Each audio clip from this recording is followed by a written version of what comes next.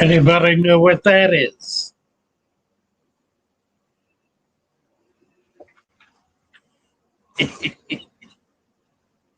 uh,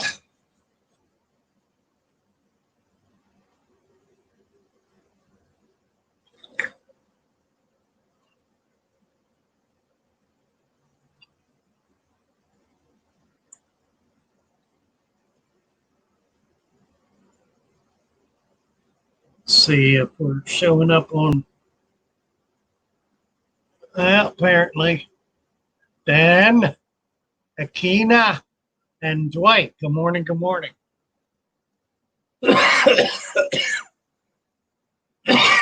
Oh, excuse me. How are you all this morning? Let's see. Oh, other fish in the morning.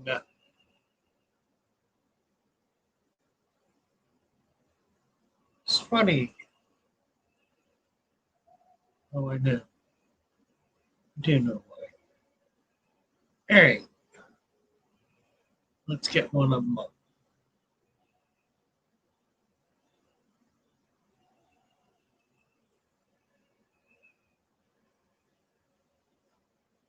Fishing Trucker, good morning.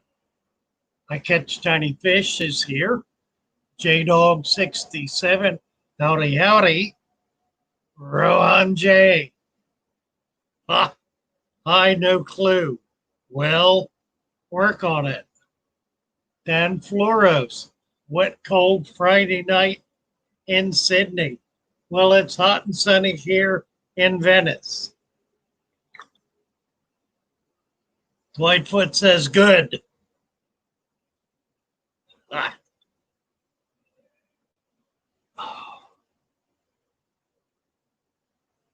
Dan Flores, good morning, my friend. Morning indeed. Oh, oh dear. Know what's going on? What's going on? It's actually a fairly, whoop, there it goes.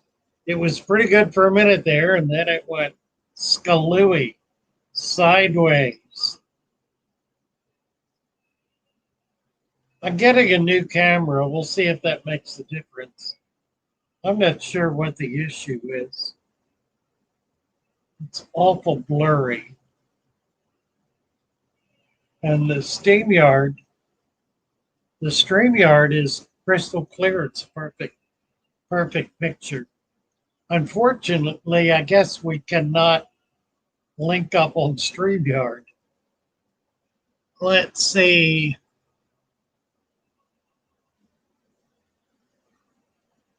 Oh, Kina, I'm actually set up a dirted pond with Argentina killifish. How cool is that? That should be nice. A dirted pond with Argentinian killies. That'll be cool. What kind of plants you gonna put in it? Do you know yet? Oddball Aquatics, hello, hello. Yum yum pie, ahoy there. Hi, yum yum pie. Then Floros, quick question. My 95 gallon is leaking, bottom right corner. Worthwhile resealing it internally or throwing out a 95? Well, it depends on what a 95 means to you.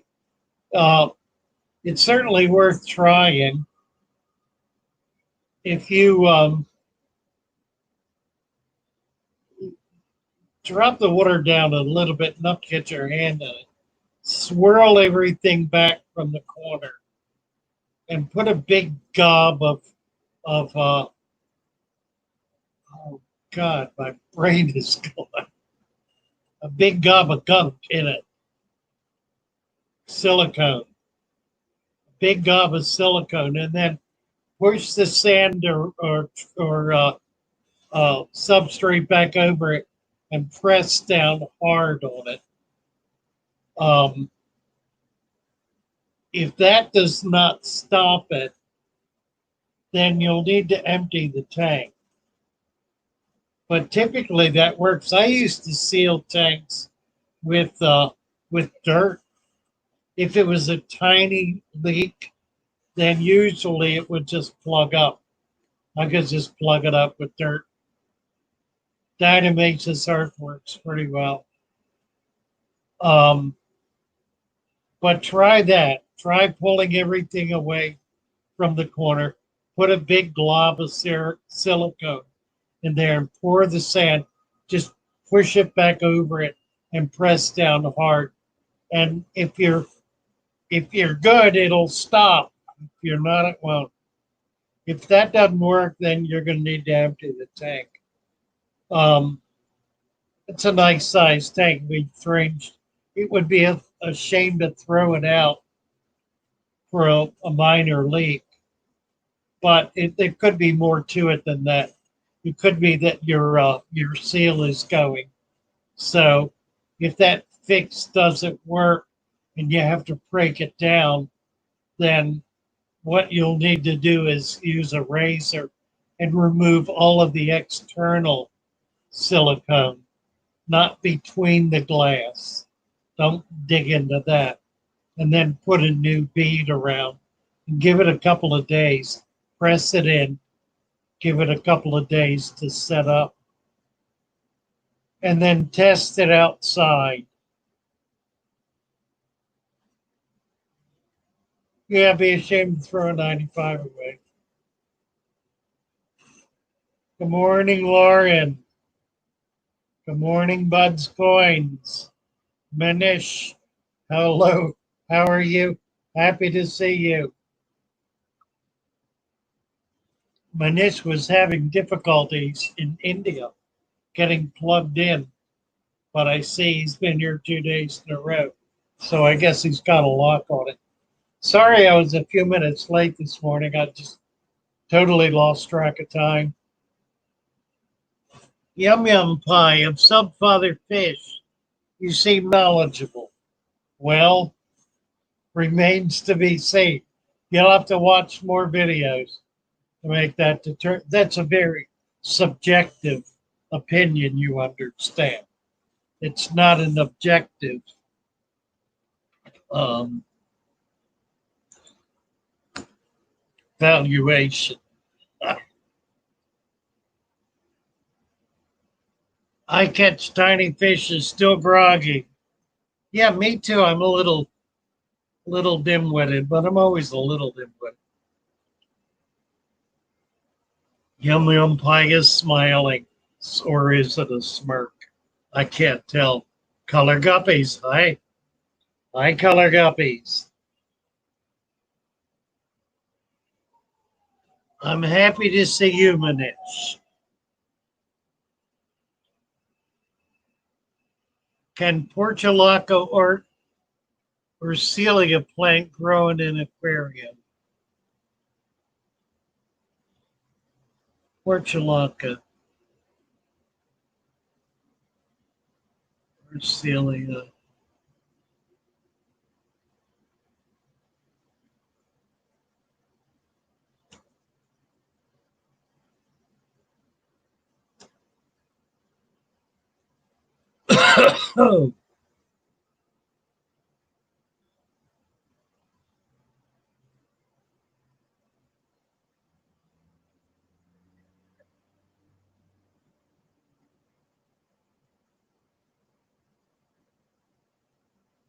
um, that's what I thought you were talking about. Portulaca is otherwise known as a desert rose, I believe. Um, it's a sandy, not a loamy substrate plant. So no, it's not going to grow in water. Where was this?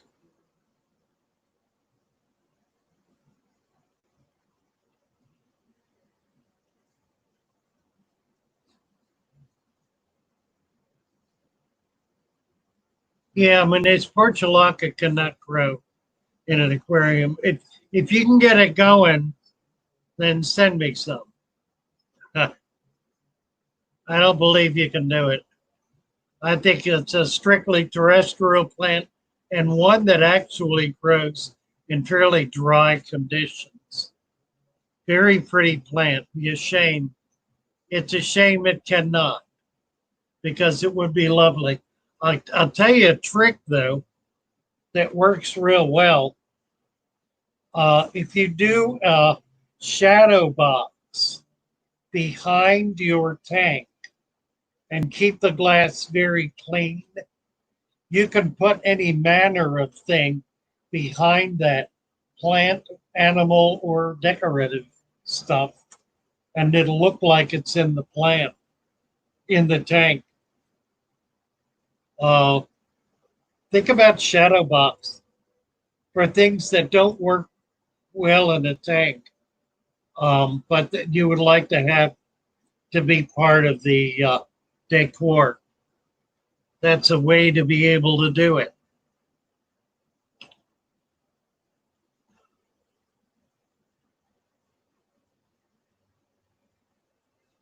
Father, well, let's see. Color Guppies wants to know if I ship. Yes, I ship.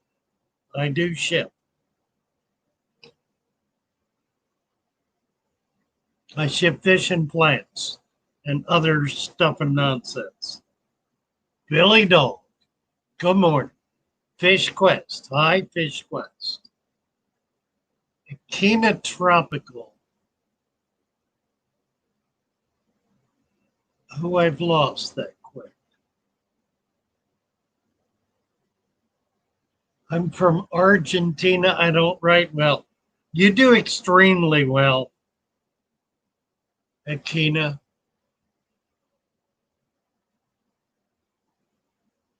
For all my Sinolabius, so I usually use in their mini pond vallisneria, lotus moss, and ceratophyllum. Very nice. Very, very nice. And I'm here you've got a climate there that allows you to keep them outdoors in all months.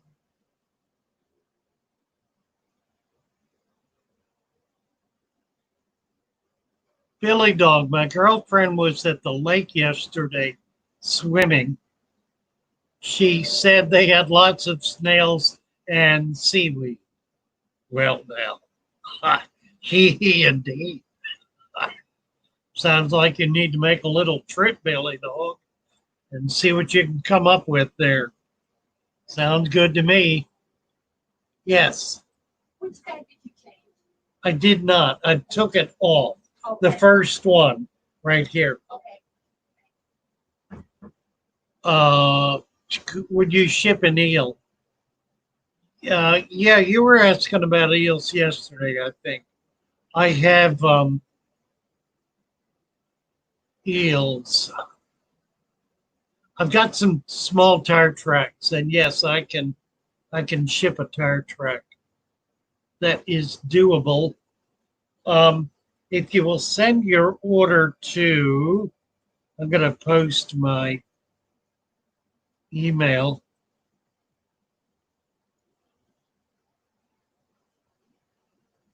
Fatherfish at fatherfish.net.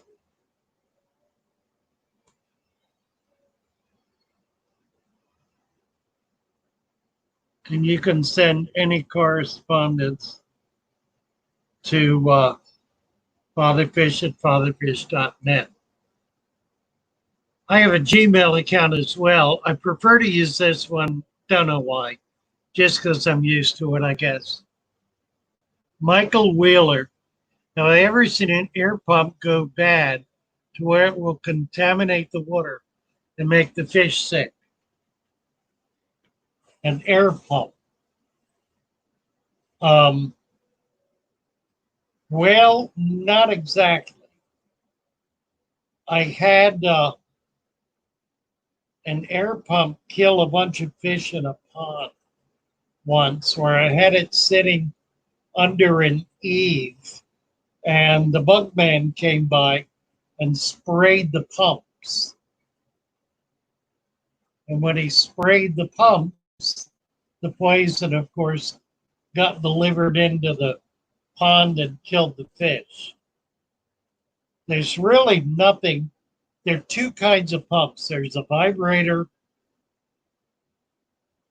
and there's really nothing much in that. Just a piece of rubber that would stop. If it deteriorated, it would just stop working. The other is the piston, and that's essentially open air. I can't think of a way in which an air pump could contaminate a tank in and of itself.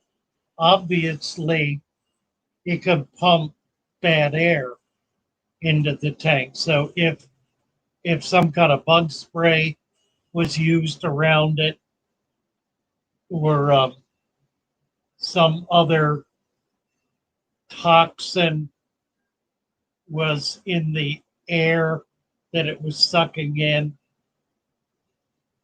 or even a liquid like alcohol, theoretically, or something else. But the pump in and of itself, I don't think so. Billy Dog, if the air is contaminated, yeah, right.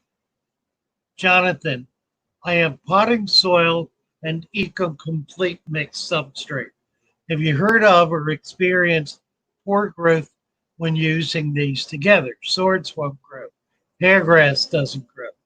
Well, now you need to obey Father Fish's rule number one.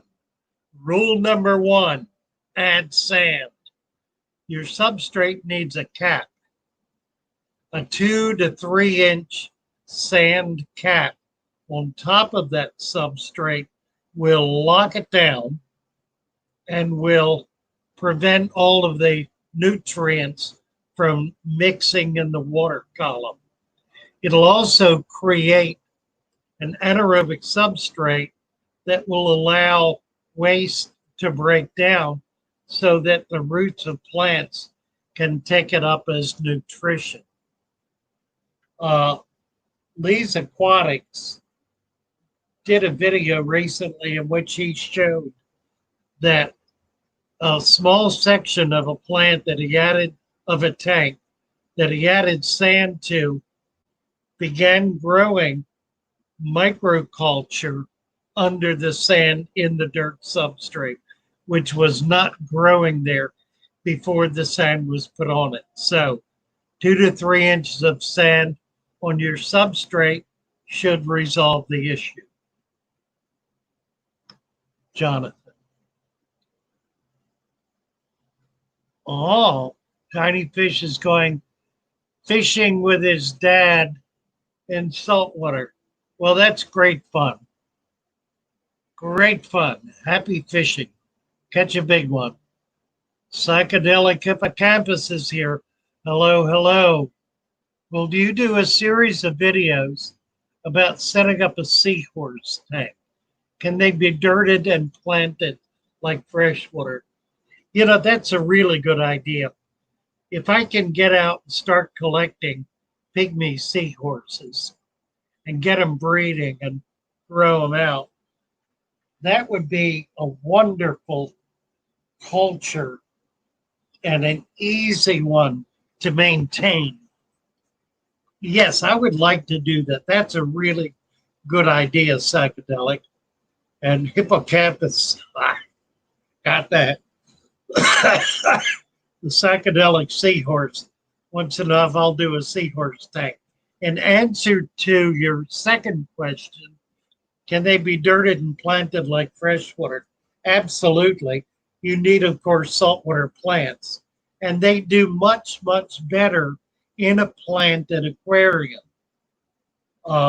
That's their natural habitat. They live in, typically, they live in turtle grass or other grassy beds. In fact, the seahorse will grow extensions on its body to mimic the grass that it's living with. So let's do that. As soon as I get rid of this, I'm going out in the saltwater to collect. And I'm going to try to get enough pygmy seahorses to get a few of you going with them. They are wonderful. They're easy to keep. They're easy to breed, easy to raise the babies. We can do this. Fish Pappy, hello, hello. Bud's Coin and Variety. I've never tried a saltwater tank. Are they finicky? I've been thinking about trying one. They're apply the same rules exactly. The father fish dirted tank rules to a saltwater tank.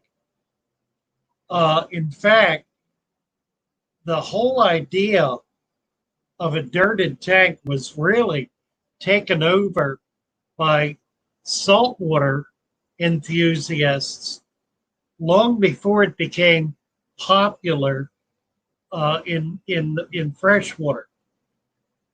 There's a product called Miracle Mud that a certain company, and I've got to get their information and promote it. They're wonderful people. Mud is the foundation of a successful saltwater tank, and you can collect mud in saltwater tributary or a sea. You go out past the second mound where there's permanent water, dig up a bucket of mud and bring it back and use that as your foundation, and then cap it with wet sand from the beach, from the water, and you'll have a tank that'll last forever. You don't need a filter in it. All you really need is a water pump or two to keep the water moving. It's critical to keep the water moving. Color Guppies, everyone hit the like button. Yeah, me too. Where is it? Let me go find the like button. There it is. Ta-da. Got 24 watching and 17 likes. How can I treat parasites in fish naturally? Well, depends on the parasite. The ick parasite is very easy to treat. You simply raise the temperature at 86 degrees. The ick parasite is a cold water parasite.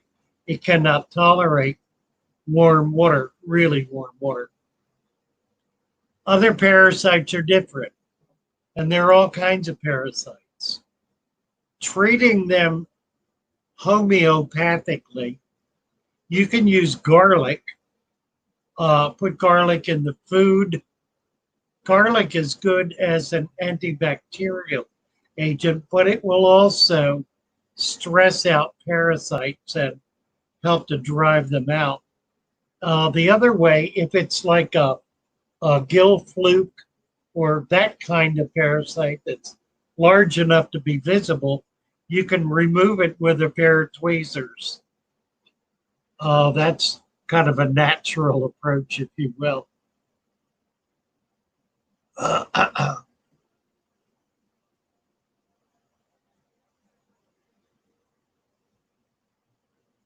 What other parasites? Nematodes. Nematodes are more difficult because they go through a life cycle. And the fish part of the life cycle requires the fish to be eaten by a bird. That's a little tricky unless you've got a pond.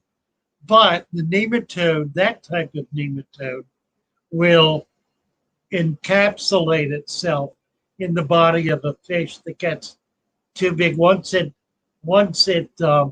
completes its growth cycle in the fish, it'll create a cyst that will not be a danger to the fish and makes eating it slightly unsightly and undesirable, although they don't contaminate at all. What other parasites? Leeches, loaches, leeches, gill flukes I mentioned. Those can all be removed.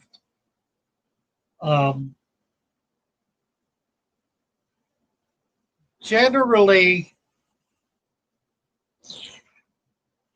you can treat homeopathically or you can treat mechanically, manually, by physically removing if it's at all visible. Raising the temperature often helps with a lot of things. So, yeah, you can certainly do that. There are other things that can completely take over an aquarium. In saltwater, for example, there's a very tiny starfish that is can be treated with other fish. There's actually a little shrimp that eats starfish, and that's a good one to control that. Look for temperature. Try to avoid chemical at all costs. Try to avoid chemical treatment. There are times when it becomes impossible to avoid it. I prefer not using dyes because dyes kind of strike out at everything. I prefer using antibiotics. They're increasingly difficult to get hold of.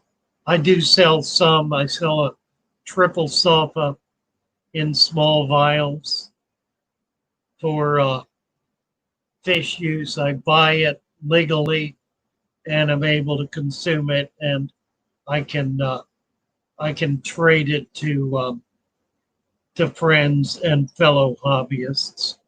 But it's something that really needs to have rare usage. Let's see.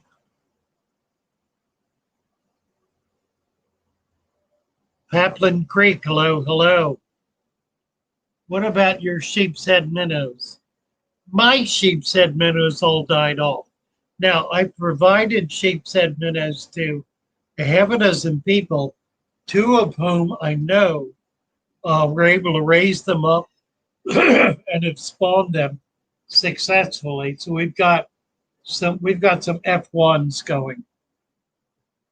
Mine crapped out. I don't know quite what happened. I think they got ignored for too long. But I'm getting some back, some F1s from two of my hobbyists friends. So we'll see if we can keep them going. Good morning, gnarly fish.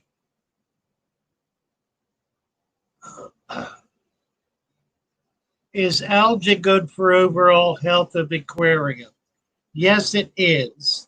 It can be a problem for other plants, however. The solution to controlling algae is more plants, more desirable plants to compete with the algae for available nutrients. The other issue with algae is add another inch of sand. The reason algae grows in the water column is because there are nutrients in the water column. Remember, it's not a rooted plant, so it doesn't go down into the substrate to get nutrients. So if you're getting high algae, You need to add sand. Hold on. I'm gonna get some crickets. I'll be back. Are we out? They're gone? They all died or what? We used them? I'll get some more. Okay. I'll get some just for today, though. Okay. All right. Great. Well, it looks like our crickets are holding up. That's good news. I'll get some more. So, adding sand to the substrate helps to keep those nutrients in the substrate and out of the water column. That's another reason algae grows, is because you've got too much nutrient in the water column. Good morning, Mark. Where's Mark? Oh, Marky. Hi, Marky. When you have a dirted tank, do you get ammonia spikes in the beginning? Says, I catch tiny fish. No, typically not. Because you're putting nitrifying bacteria in the tank. You're really starting the process with a dirted tank at the end of the nitrification process. So you make it a little ammonia, but you should not get much, and it should be taken up pretty quickly, particularly if you plant the tank right away. Plants will take up ammonia directly.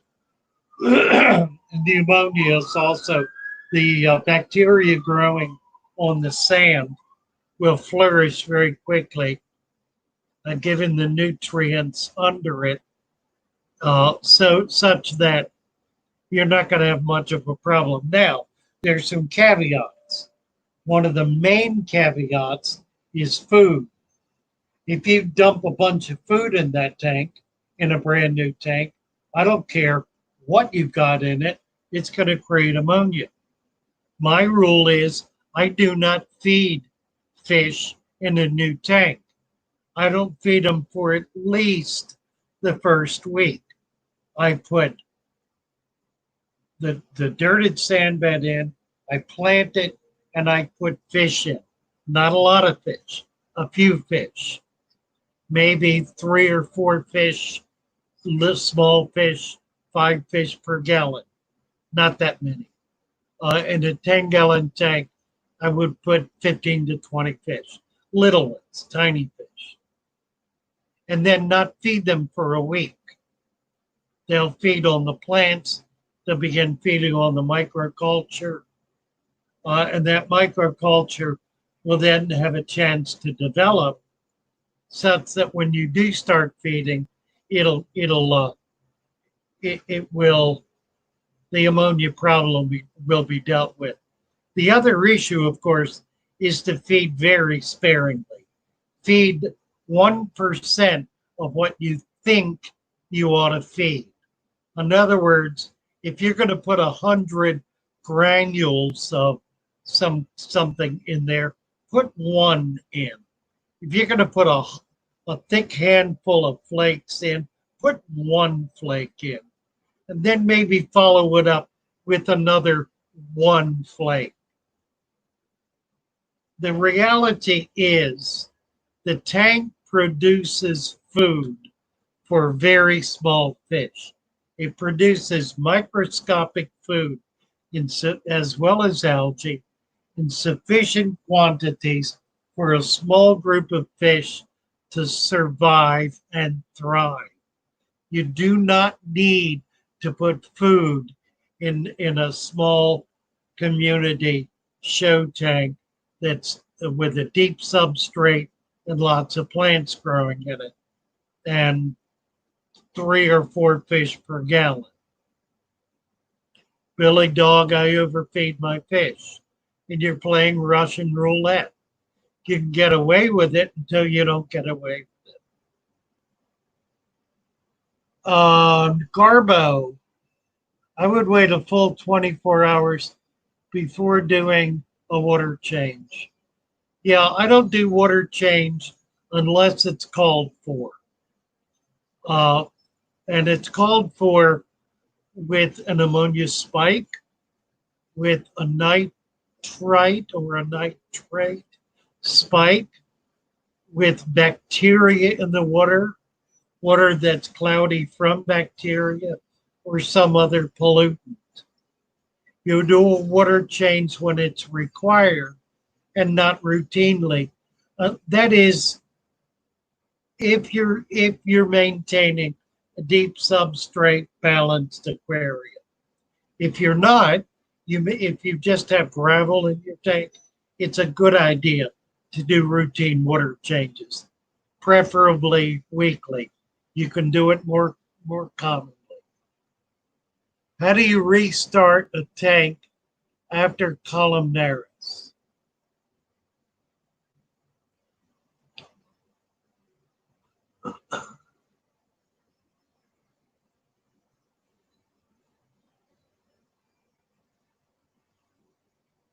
Well, it depends on how it's occurred.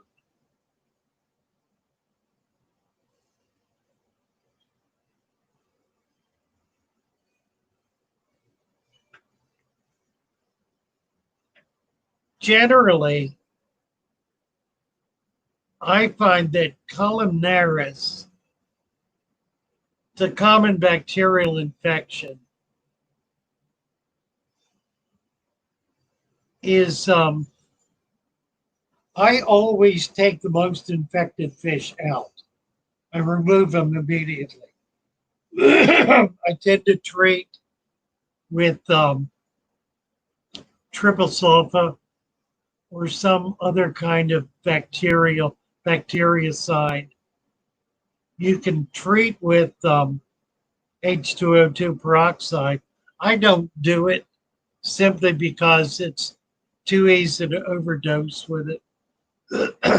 Once the treatment is finished, do some small water changes, like 25% water changes. You can do one every other day, maybe 2 or 3.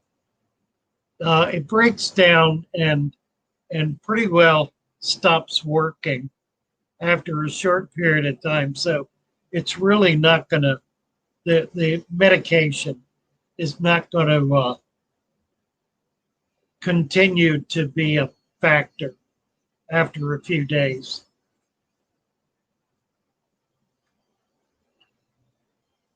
Manish. Let me back up here, make sure. How do you restart a tank after columnaris? I don't restart the tank. I'll do some water changes. Add another layer of sand if need be. Try to get things cleaned up. Once the bacteria is gone, it's gone. And I found that very often I can clear up columnaris simply by removing infected fish. By doing that, you're getting rid of the bacteria before it's able to replicate into the water column. If you can catch it in time and stick with it, you can save. You'll lose some fish, but you can always treat those separately. You may need to treat the tank. If you do, if a number of fish have it, then go ahead and treat the tank. I had some guppies recently that came down with it, and I started pulling out the the infected fish and was able to stop it. It doesn't seem to infect everything, and seems to be relatively controllable. There's some species like neons where you can just throw your hands up and walk away. You'll wind up with one. Every time you'll wind up with one. If you have 50 and they get it, you'll wind up with one. Don't know why that is. Very strange. Once a tank up is set up and going, this Garbo. Once Roger, once the tank and setup is going, you won't need to do hardly any water change. But in the beginning, always change the first bit of water. It's not a bad rule, and it's not a bad idea. Something I certainly don't oppose.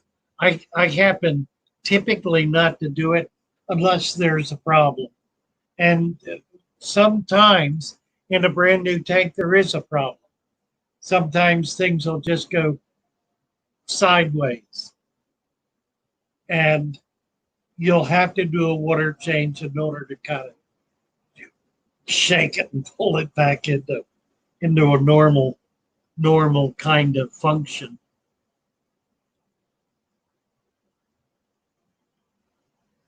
Howard, hello.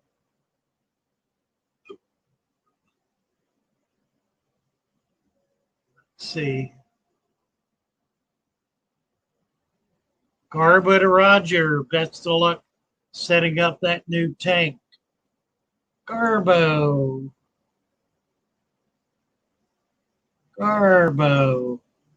Tell you what, Garbo, I'm going to give you a wrench. Now you're official. Cataplex can work, but it's like dropping a nuke. That's the problem with a lot of meds. I under medicate, and I try to do medications that are kind of tried and true, that I've used before, that I can trust, that are not going to act like a chemical bomb in the water. Garbo, you're welcome. Love you too.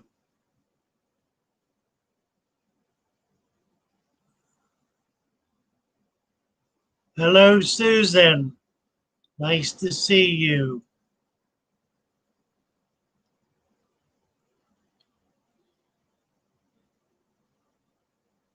Oh.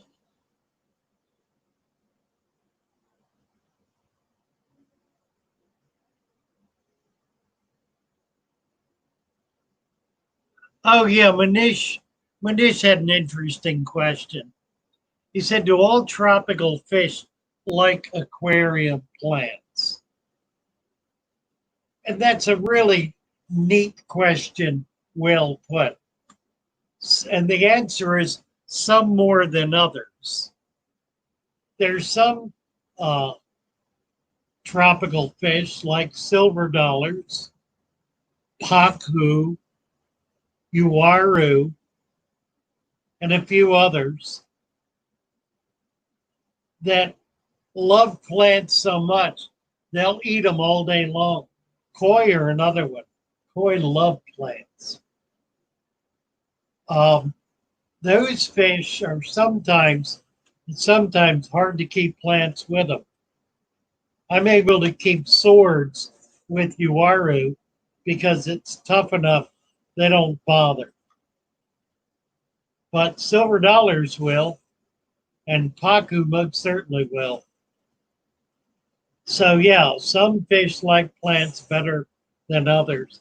The other issue, of course, is that you will always see fish pecking on plants. Typically, they're not eating the plant. Typically, they're finding food on the plant. It might be a little microscopic animal. It might be algae, might be something else. But the plant is a source of nutrition and culturing food for all tropical fish. So it's totally beneficial. And all fish like it, whether they like to eat it or like to eat from it. It's like a dinner table, like a garden. It's really like a garden. Fish room fever, says to Paul C. Kill it with fire. That works. Hi, fish room fever. Nice to see you. Yeah, well, antibacterial is a kind of combustible material. a fire starter, if you will. Columnaris is so nasty. I just I get heartsick when I see it because I know I'm going to lose a lot of fish. Fortunately, it doesn't affect everything. There are many things it will not affect, but it does affect guppies, guppies and neon tetras. Guppies and neons are the worst. They seem to always get it. Now, if I have guppies, if I bring new guppies in and they die from columnaris, but have had time to have babies, those babies will be fine. They will not be nearly as susceptible, and I won't lose them to the bacteria.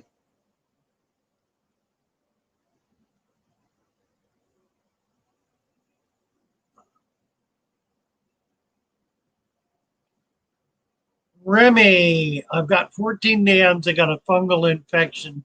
I've been treating for about 9 weeks and they haven't recovered. Well, by golly, if you kept them alive for 9 weeks, you're doing something amazing.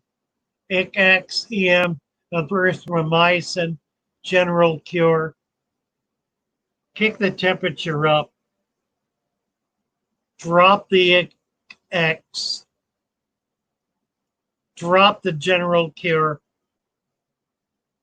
Dose with erythromycin and then cut it off. It should clear up. Do water changes. Do some major water changes. 14 neons. The fungal, here's the thing to remember about fungus. Fungus feeds on dead tissue. Fungus does not feed on live tissue. Tissue dies when it's infected and attacked by bacteria. So in order for fungus to be there has to be bacteria there. So you want to treat for the bacteria. There's really no such thing as a fungal cure. There's a bacteria cure. Erythromycin's a bacteria, the bactericide. It'll work just fine. You may need increased dosage. You've obviously got it under control, and I can't believe it's been 9 weeks and you've still got a problem. I'm amazed they're alive. If they're alive, I would let them go for a while without medication and see how they do. It's hard to imagine that you've still got a problem. You may be seeing fungus on dead tissue and there is no more bacteria underlying. That's a distinct possibility. Do a major water change and see if you can get past it. Garba wants to know if you've dosed any salt. Good idea. You can do a little, don't do a lot. A little salt can control the fungus too. It also controls bacteria. But my hunch is that you've got the bacteria under control. You're simply dealing with residual fungus that's continuing to feed on dead tissue. So you need to try to get that off. Salt's a good idea. It can help heal and could also help slough off that dead tissue. Hi, Red. Nice to see you.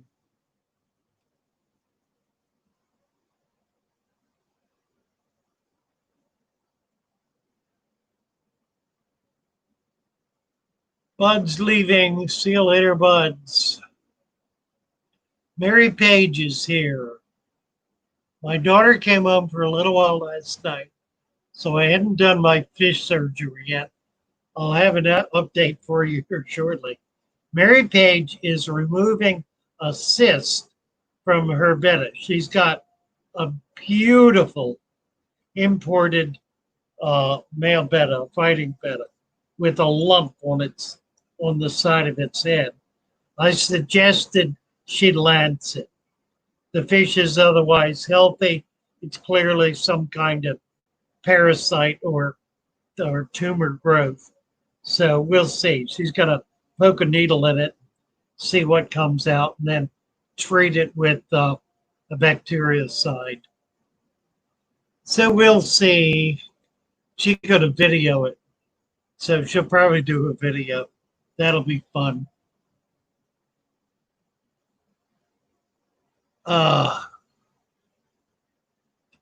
And the baby is still alive and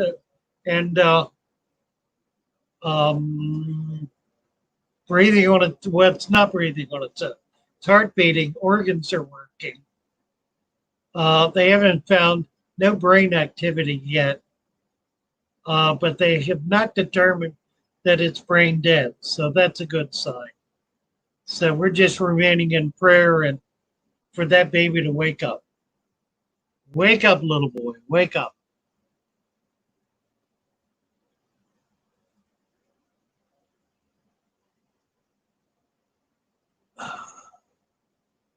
Mary Page says the baby was moving his arm last night. Praise God. Remy, I've dosed with salt too and stopped medicating for 2 weeks to see what happens. Glad to know at least something I'm doing is working. Yeah, probably you beat it. At 9 weeks, I think you beat it. I think you simply need to get that fungus left off the dead tissue. Get gills for Father Fish, says Gnarly. Thank you, Gnarly.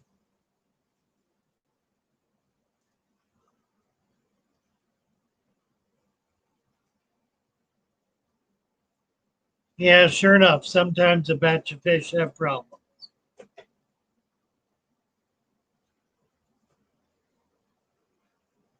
Oh, they didn't. Mary Page is saying about the baby. They didn't believe that the baby moved its arm, but she videoed it. Thank you, Betsy.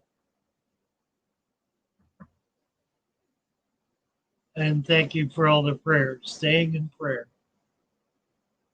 Fingers crossed. Susan. He's gonna wake up.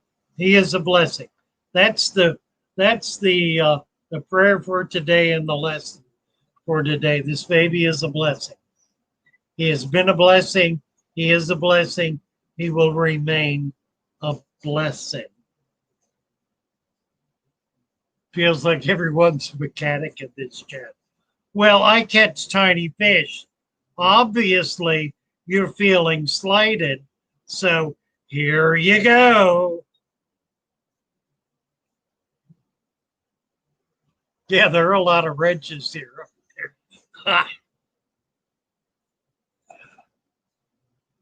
Look at it. Look at it. It's true. Oh, my word. It's true. I'm just backing up, see what I miss. J-Dog, is there something I can put on glass canopies that will keep algae from growing on them?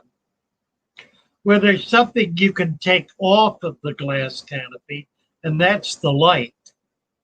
But that's a little tricky to do. So long as you got a light over it, it's and moisture, it's going to attract algae. You just have to do a routine maintenance on it. You know, I wouldn't try to put anything on it because anything that kills algae is going to get into the tank and it'll kill more than algae. It'll kill all your plants. Symptoms of columnaris. Let me go back here. Share screen. Well,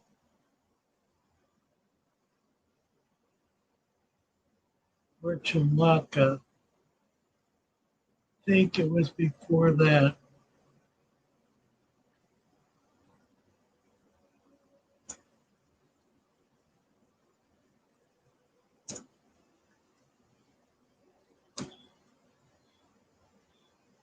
So there it is. Nasty, ain't it?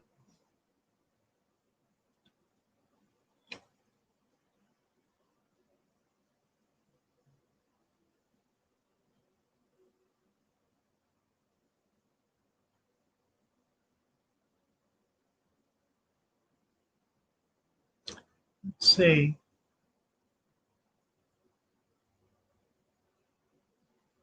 Why is this not working?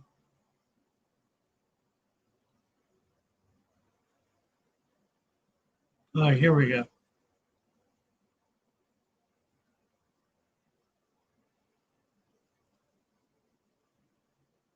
So it shows up in a lot of ways. There was here, this one.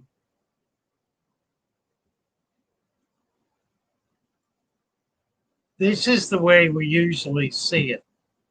There'll be a bare patch on the fish where the scales will come off, everything will be eaten away. It'll be white or whitish and cut it down to the flesh. That's usually what you see. Here's a discus with columnaris. Here's a betta.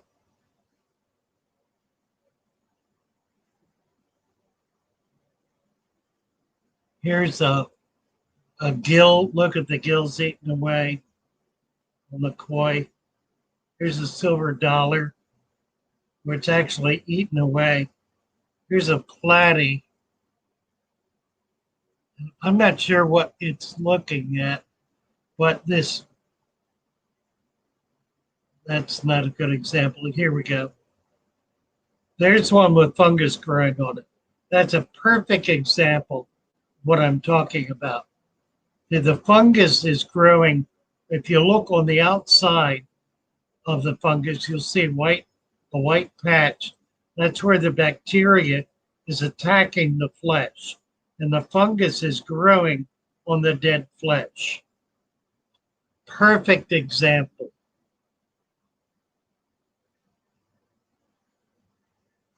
Here's a goldfish with columnaris in the gill.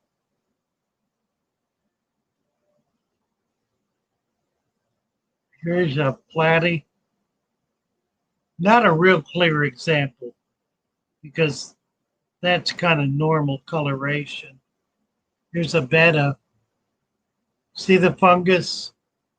And this is columnaris. This is all bacteria eating away at the flesh and the fungus growing on the dead flesh. So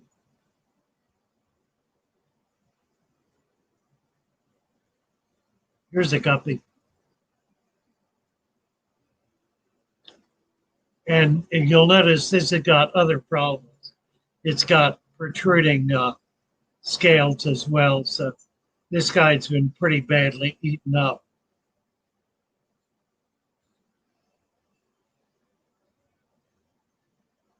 There's a sore on a,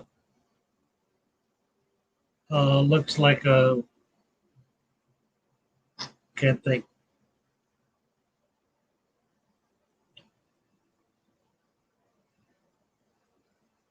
Chromis, maybe. Here's a peacock bass with some bad patches on it. It is treatable. You want to catch it early on. When it gets to this point, it's really too late to do much.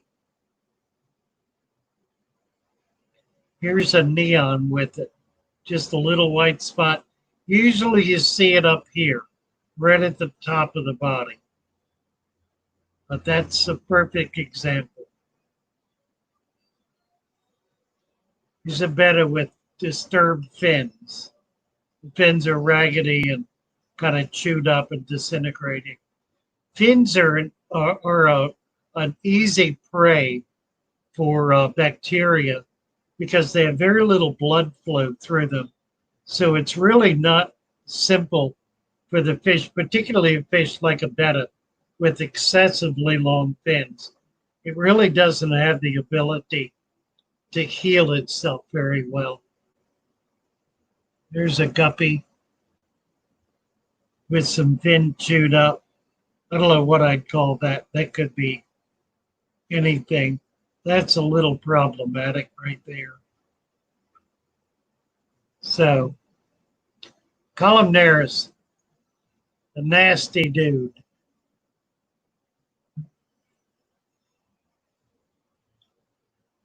Few weird scales around and kind of down to his scales to just from the pressure.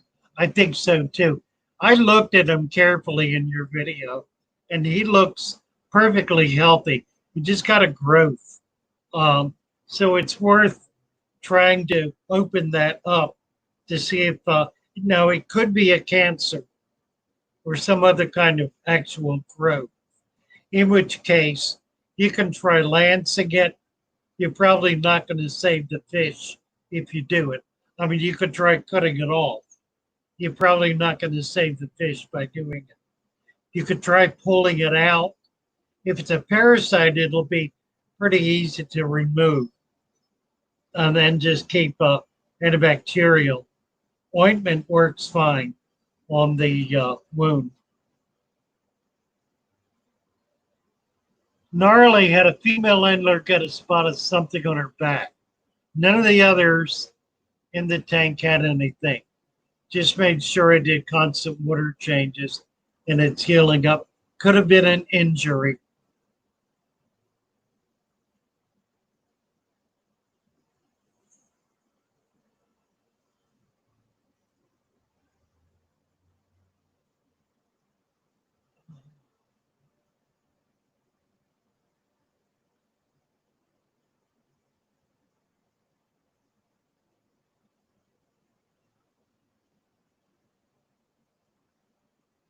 Susan, Mary Page. Let's see. Gnarly says we're all just waiting and willing to help out the next person. Yeah, I think that's a good point. You know, there's a reason we've got all these wrenches. And if you don't have one, it's not because you don't deserve it. It's because it has not struck my consciousness yet. And I really have not yet quite gotten to the point where I automatically give a wrench to everybody who comes onto the site. There's a trigger mechanism. And it's got more to do with me than it does with you. But when that trigger is flipped, then you get a wrench. So hang in there, guys. The other really important issue about all of this is that we're all pros. We're all experts. We all are devoted to what we're doing and working at it seriously. My window washer is here and wants to be paid. I'll be right back.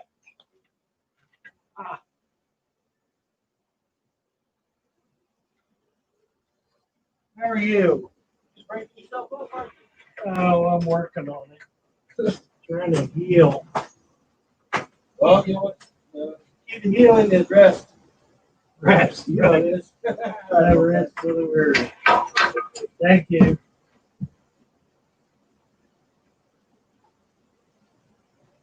All righty. I'm back. We're going to do a final run through here. We're running way over. Let's see.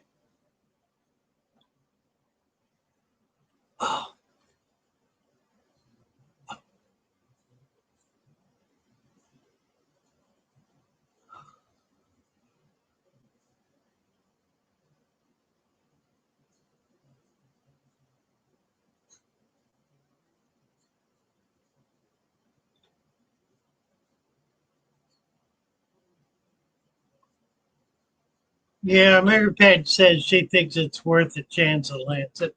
I do too. You know, if there's a chance you can save the fish, and it is a beautiful fish, and it's in really good condition. Chevy Fish Says, hi, Mary Page. I hope things are getting better. Well, things are getting. You're, Good morning. hi there. How are you? Good, and you? Good. What's up? You look good, though. Not Oops. that hat. What did I do? Oh, there we are. So I have some seeds for the birds. Oh, bird seed. Oh, wonderful. You just missed Betsy. She'll be delighted. Yeah, I'll just put it over there. This used to be loose. I still have it. Uh, And I have a delicious soup for you. oh, how wonderful. Is that frozen? Yes. Yeah, let's just set it out. I'll eat it for brunch. And there's some turkey gravy. Oh, okay. Is that frozen? Yeah. Yeah, put it in the freezer.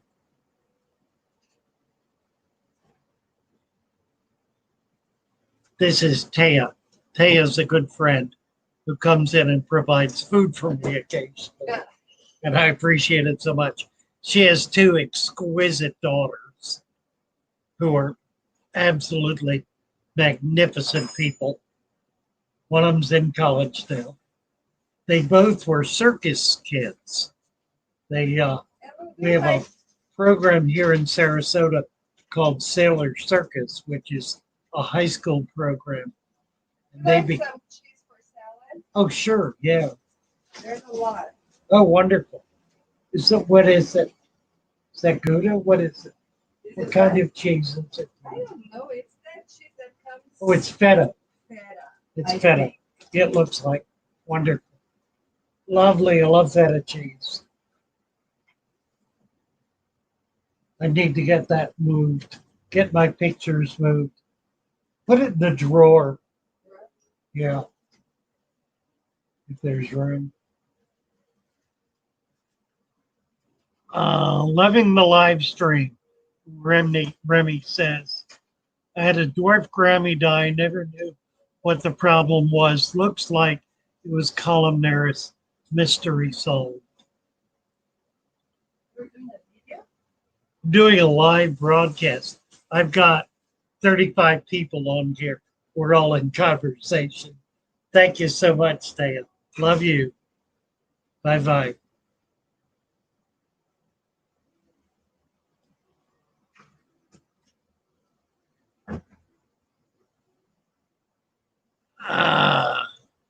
Taya's sweet girl.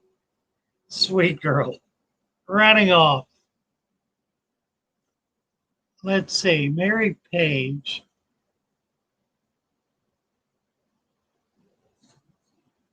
You're the best, Father Fish, for the love of the fish and helping others. A ripple effect's amazing. Well, thank you so much. A few more to get to 33. Actually, I count one more. One more to get 33. How many are watching? 32. We now have 33. Hit the like button. Thanks for the chat, Father Fish. This is Liliana. I've learned a lot about fish disease treatments. I catch tiny fish. Does sand get at a capacity where it can't suck up nitrate, or is it like infinite storage?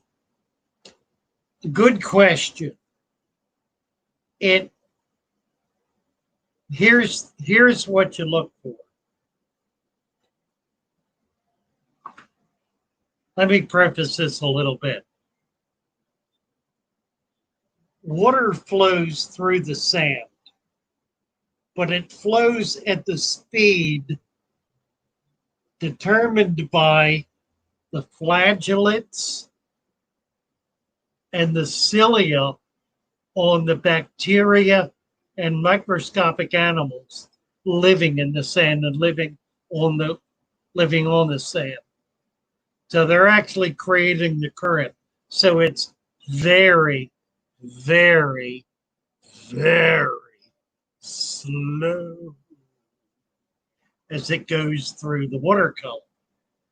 Now, what happens is if you have a lot of waste a lot of detritus, or over a long period of time, a matter of years, as that detritus is going through the sand, it can go more slowly than the amount coming in.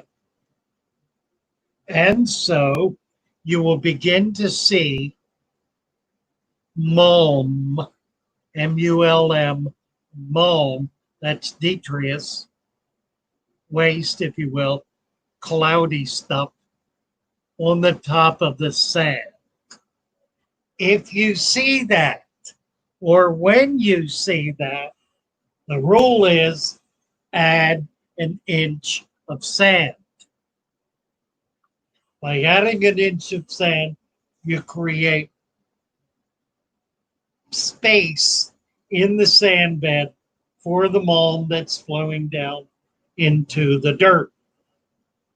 And that will be good for as long as it's good. Maybe good for a year, maybe good for 5 years. Maybe good, if it's good for less than a year, then you really need to reconsider your feeding protocol because you're probably putting way too much food in there. But that's the long answer to a short question. And that was, I catch tiny fish. Good question. Susan's leaving. We're down to it here. Gnarly. Tiny fish, you wonder if sand can nitrates over time. Only thing to remove it are plants removing it, using it as water changes. Well, what happens, Gnarly, as the waste goes down into the substrate, when it gets down below 2 inches, it hits an anaerobic layer. And in the anaerobic layer, nitrates are broken down. They're broken down into nitrogen gas and water. The nitrogen gas passes off and the water is taken up by the plants. So the deep sand bed does have the effect of reducing nitrates. It keeps them out of the water column because they precipitate down into the water, into the sand bed. And when they hit the anaerobic layer, they're actually broken down. That's the other major benefit of deep substrate. That trick is here. Okay. My koi fish loves throwing rocks at me. Funny. Funny, Paul. Stephen Bryan, we have a tank here that hasn't been fed in over a year. The rice fish are still thriving, only because the deep dirted substrate and being planted is providing nutrition. Absolutely. And the rice fish are not eating plants. They may be eating algae, but they're primarily eating microscopic fauna that's growing in that substrate and on those plants. Absolutely. You do not need, if you do everything else right, if you set up a deep substrate tank, you've got lots of plants in it, it's a healthy, balanced tank. You do not need, and you have small fish, 1-inch fish or less. You do not need to feed your fish. Bettas I would feed. Bettas need something a little bit bigger. Now, if you can get a culture of scuds, fairy shrimp going, so much the better, because that will that'll provide food for the bettas. Get gill ships to Europe. I don't think, Roger, that I can ship to Europe. I used to be able to, but I don't think I can do it now. I'll look into it. It may be too much permitting. Remy asking about pea puffers. Any idea when I'm going to be able to ship? I had some pea poppers. I looked at them. They didn't look good. Um, they looked sickly to me, so I didn't ship them. I'll be getting more in. As soon as I do, you're on the list, Remy, and you'll get your pea poppers probably next week. I catch tiny fish. My 5.5 gallon only has 1 inch of sand and 1 inch of sand. My nitrates are close to zero all the time. Is it fine? I would add 1 more inch of sand. If you will do that, you know, it's very likely that detritus has caused uh, uh, traps, anaerobic traps in that 1 inch of sand that's breaking down your waste. Put as much more sand in as you can tolerate. If you can get close to 2 inches, so much the better. That'll give you a little more comfort level. Dwight Foot have green clumps of material floating on the surface of the substrate. What is it? Sounds like algae to me. Green clumps of material. We really need a picture of that. You can send a picture to my email or to my phone. Let me post them both. You can send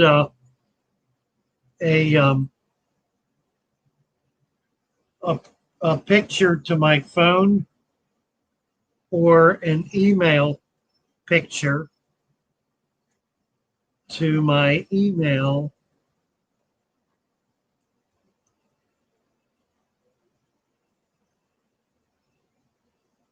There's no space between father fish and at. Can't edit. Let me do it again.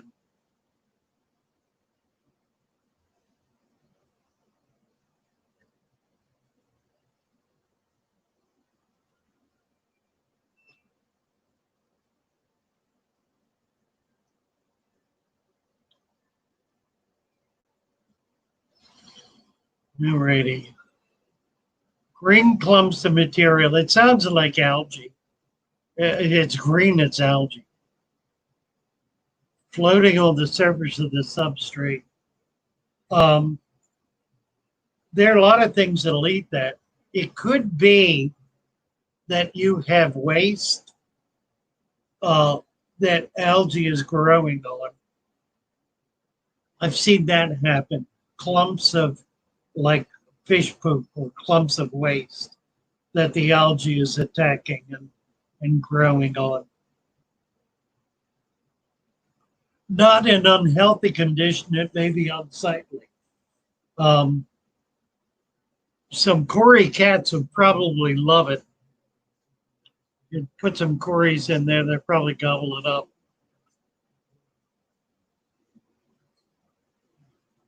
Or any number of other fish.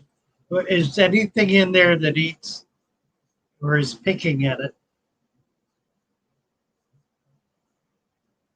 Remy, awesome. Thank you so much. You're welcome. All right, guys, we're going to run along here. Appreciate everybody popping in and being a part of our stream. It's been great fun. We've all had a good time.